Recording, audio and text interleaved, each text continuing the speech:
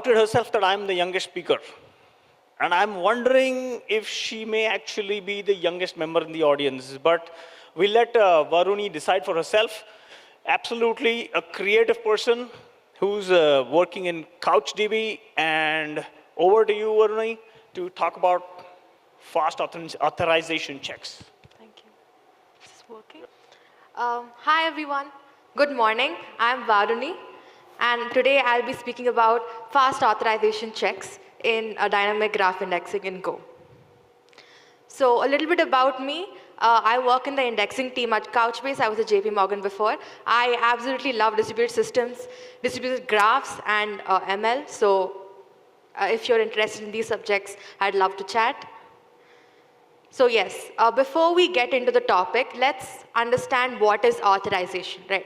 So in very simple terms, authorization essentially means just to check if a particular user or a user group has access to a particular resource and what level of access they have. Do they have viewer access or editor access? For example here, the process of checking if my dancing gopher here can edit this document X, that is an authorization, right?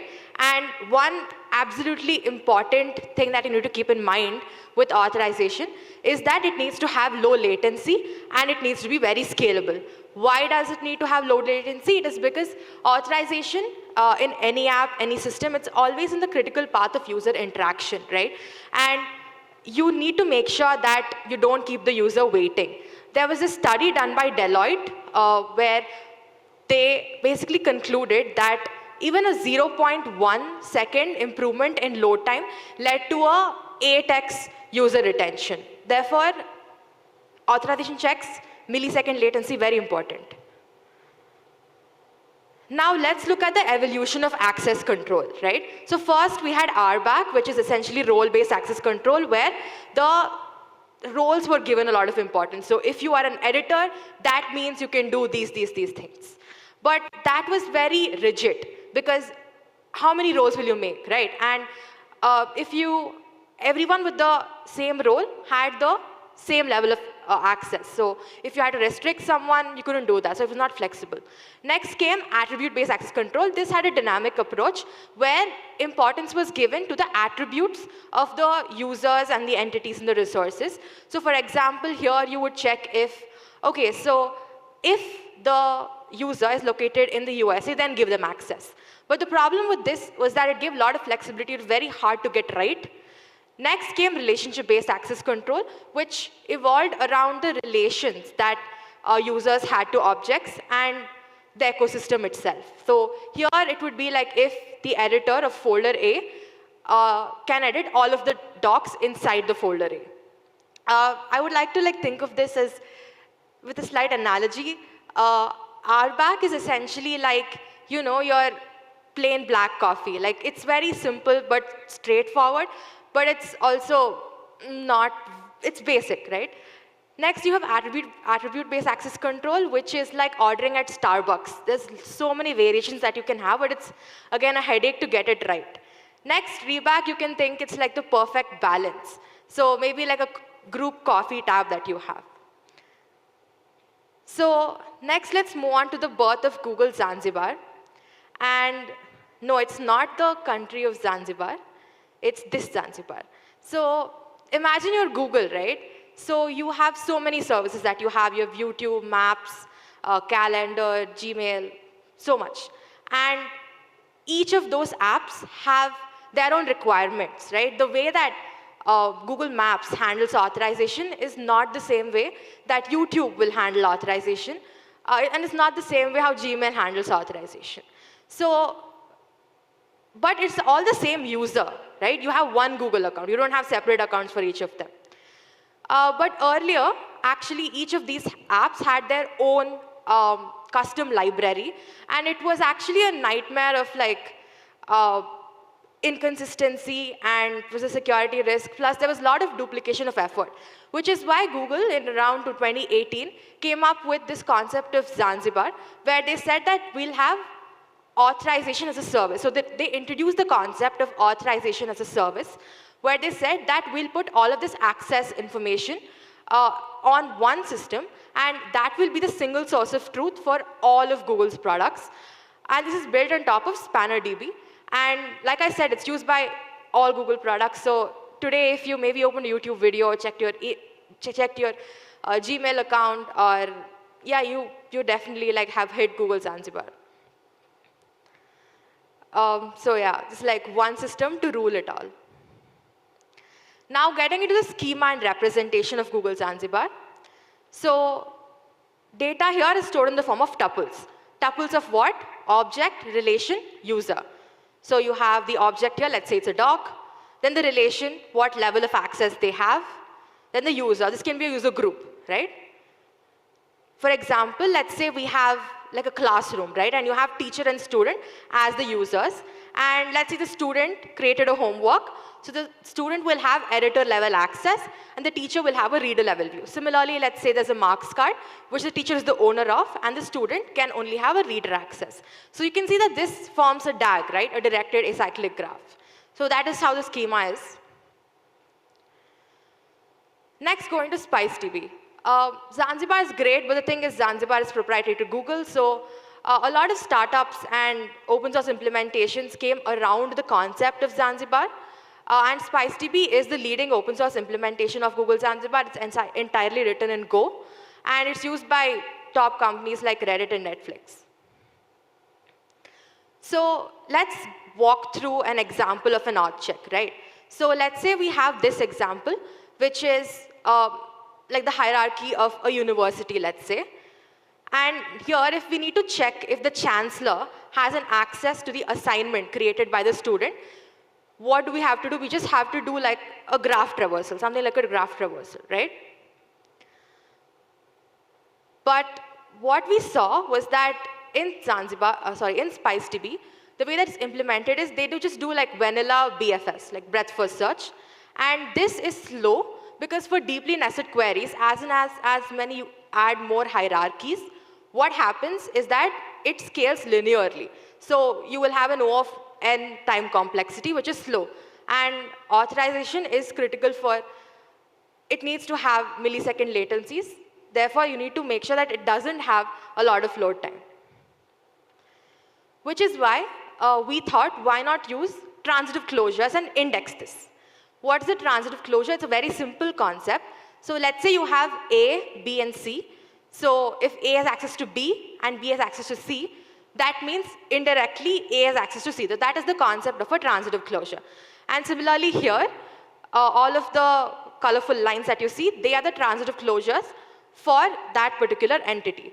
So here we pre-compute and keep that because chancellor sits at the top of the chain, and because, well, he is on top of the vice president, vice chancellor, on top of the principal, so on and so forth. Therefore, because of transitive closure, he has access to the assignment. And we pre-compute and keep this. Sounds simple, right? And that is the concept around which our indexing mechanism is built. We've implemented this in the hot path for check permission write relationships. And the technique is very simple to pre-compute these transitive closures and index them. And most of the checks, instead of O of n, now we bring it down to O of 1 time complexity. And for cases where we cannot do this, we fall back to BFS, and I'll tell you what are those cases. So yeah, let's take an example, right? So let's say this is our graph. Now let's say we need to index this, and we need to use transitive closures. So let's say we start with the node 5. And this is a strongly connected graph. And the transitive closures look like that. And I'm sure you're realizing something right now. It is actually very inefficient to calculate this transitive closure for every node in your graph, especially when it can be dense. That is why we actually looked into academia, and we found this beautiful concept called support vertices. I'm not going to be explaining it in detail, but we'll give you a high-level view. Support vertices are essentially vertices or like super vertices that you can choose in your graph, and you only need to compute your reachability for that, and some set theory magic, you will get the reachability information for every other node in your graph. Every other node in your graph, when I say that, I mean all the nodes which are directly or indirectly in the path of those support vertices. So what we do is we calculate something called as the R plus set and the R minus set for each of these support vertices. So for example, let's take the support vertex A here. For A, R plus set is all of the nodes which A can reach directly or indirectly.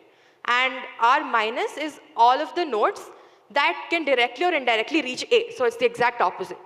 So here, R plus of A is B, D, E, F, C, and R minus of A is C, F, G. And you calculate those two for each of your support vertex. And then you have some set theory axioms that I've put here on the left. Don't have to worry a lot about it. You can treat that like a black box. So here, for example, in the right graph, let's say we need to check if F can access B, right? So now I have A as my support vertex, and I've calculated my R plus and R minus for A. Now, according to the axiom 1, because F is in R plus and B is in R minus, because of axiom 1, I can conclude that there is a path from F to B. And there's actually a path from F to B. You can see F to A and A to B, right? So yeah, so that's very simple, and that gave you an O1 instead of you having to go and do a graph traversal. Now I just want to touch upon some challenges that we faced and how Go helped us here. Of course, authorization graph is a dynamic graph. It evolves with time. There are inserts and there are updates. Therefore, you need to make sure that you apply all of this in a correct and in a thread-safe manner. And for this, we used the blue-green queues. So what we did was we batched the updates, and to make sure that the writes are not blocked when updates from one queue are getting applied to the graph, we have one more queue. So we have an active, inactive queue happening. But one problem here is that you need to make sure that you apply locks so that you don't have inconsistent writes. So to prevent contention and make sure that writes and the index recomputation, they are going without interruption, we need to make sure that we need to apply write whenever you acquire lock whenever you're applying write to the active queue, and also when the swap is happening. That is when you're swapping your active and the inactive queue. We do the index recomputation twice, either when the index is full or when, let's say, some X milliseconds have passed. Now, one more place where Go helped us is, again, with concurrency. I did speak about the R plus and R minus sets, right? So every time there's an insert or an update, you need to recalculate the R plus and R minus sets for each of your support vertex. And doing this sequentially was hogging up a lot of time. So what we did is we used Go routines to parallelize this process. One more thing I wanted to touch upon. We've built our indexing system on top of Badger, and Badger uses something called as optimistic concurrency control. Essentially, when you have two transactions which are changing the same key. So for example, let's say you have x is equal to 2, and if they're changing x is equal to 3 and x is equal to 4, which are two contending transactions for the same key, right? So what this does is it lets the transaction go through, but at the commit time, it checks that, and it will error out one of them. And what we do is we implement a retry mechanism for this. Coming to our results, so we used a synthetic data set of 20 million nodes, 155 million edges, with around 2,000 layers. Layers is the hierarchies or the depth. And we checked with two workloads. One is the pure read, and one is a mixed workload of 99% check permissions and 1% insert edge. Basically means 99% reads and 1% writes. You might ask me why this particular ratio, right? So in the paper, in the Google Zanzibar paper, the authors told that they, under 5 years of production workload that they've seen, for authorization graphs in general, this is how the ratio looks like. So they've told that it's always 99% reads or 1% writes, or lower, which is why we also use this. And what we saw was that we got a 13x lower median latency, and we had a 15x throughput in pure reads. And in a mixed workload, we had 72% lower P95 latency and 2x higher throughput. The reason that this happens is because remember that we have to calculate the R plus and R minus for our support vertices, right? So each support vertex, we need to recalculate every time this a new write comes in. But this trade-off is definitely worth making in terms of authorization graphs because of the 99.1% ratio that we have. If someone tells me that for 99% of the cases, I will see an increase, like almost like a 10x improvement in my latency, and I only need to compromise in 1% of the cases where my writes will become slower, I think it's definitely worth making. So yeah, those were the results. That was it about the project. Just to speak a little bit about Couchbase, because a lot of you are curious. Couchbase is a distributed NoSQL database company, and I work in the indexing team, essentially where we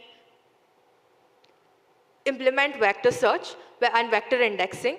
And today, like, we have a lot of like semantic search going on, and people usually bring in like a different database for this, and that's really not nice. And Couchbase provides this in-house where we have vector search, full text search, hybrid search, and all of this. So yeah. And we also have a cloud offering called Capella, and mobile and edge support as well. So, and we are hiring, so across all roles, so please check our careers page for more information, or you can also like hit me up. And yes, thank you.